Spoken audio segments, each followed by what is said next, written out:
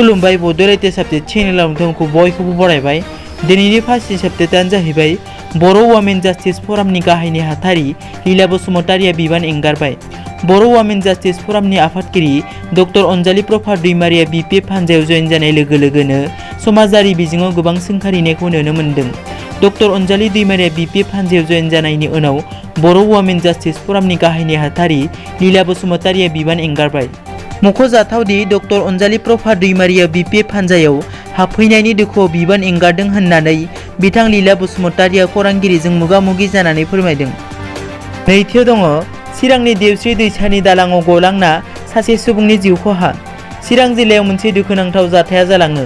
चिरां जिल्लानि रुनिकाटा पुलिस थानानि सिङाव थानाय भारत भुटान सीमा ओनसोलनि देवस्रि दैसानि दालां सानिफ्राय साइकेलजों दैयाव गलांना जायगायावनो सासे सुबुंनि जिउ गोमायो।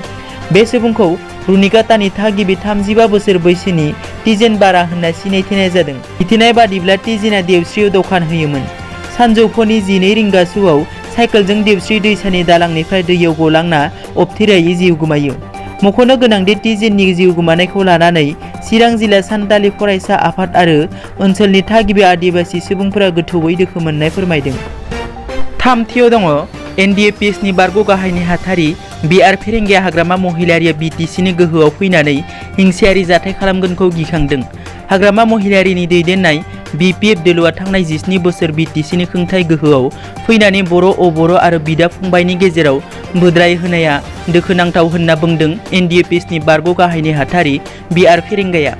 बिथाङा बुंबावो दि BTC बिसायख'थियाव हाग्रामा महिलारिया गोहोआव फैनो थाखाय BTCआव माबाफोर हिंसायारि जाथाय सोमजिहोगोन नामा बेनि सायावसो गिखांनाय लाबोदों। बर' वुमेन जास्टिस फरामनि आफादगिरि डक्टर अनजालि दैमारिया BPF हान्जायाव हाबफैनायनि सायाव बिथां BR फेरेंगाया बुङो दि डक्टर अनजालि दैमारिया BPF दोलोआव हाबफैनाया बरायथाव, नाथाय BPF दोलोआव UPPL दोलोजों नांनो हाग्रा रावबो गैयामोन।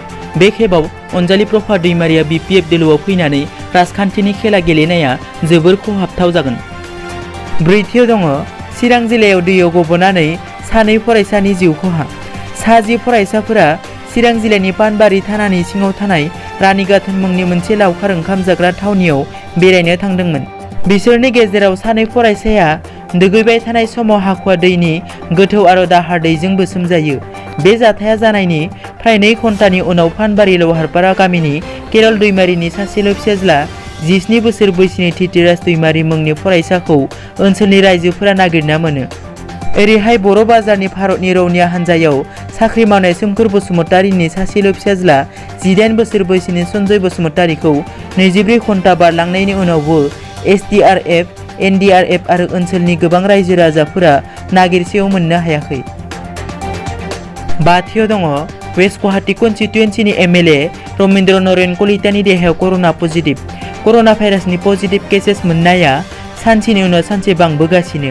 थिग बेबादिनो वेस्ट गुवाहाटी कन्स्टिट्युएन्सिनि MLA रमेन्द्र नरेन कलितानि देहायाव गिख्रंथाव बेरामनि पजिटिभ मोनो।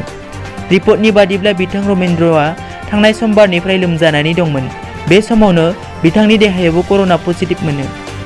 रिपर्टनि बादिब्ला बिथां रमेन्द्रआ थांनाय समबारनिफ्राय लोमजानानै दंमोन। बे समावनो बिथांनि देहायाव कर'ना पजिटिभ मोनो आरो दायो बिथांखौ गुवाहाटीनि GMCH देहा फाहामसालियाव फाहामथाय होगासिनो दं होनना मिथिनो मोननाय जादों।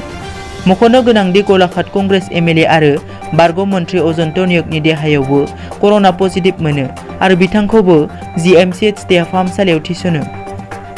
दिनैनि रादाबा एसेनोसै। नोंथांमोना जुदि आंनि चेनेलखौ दासिमबो साबस्क्राइब खालामाखै, अन्नानै साबस्क्राइब खालाम। गोजोन्थों।